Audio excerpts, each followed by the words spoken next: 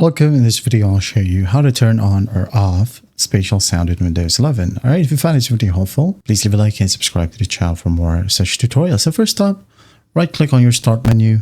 I gotta click on settings. And here in the left panel, click on accessibility.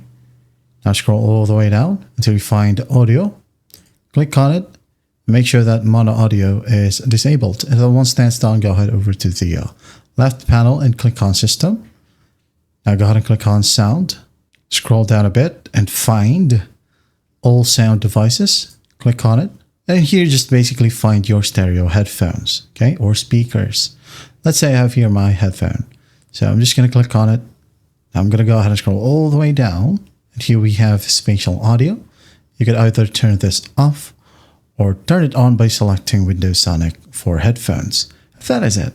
That's how simple it is to turn on or turn off spatial sound in Windows 11. I hope this video helps, and I'll see you in the next one.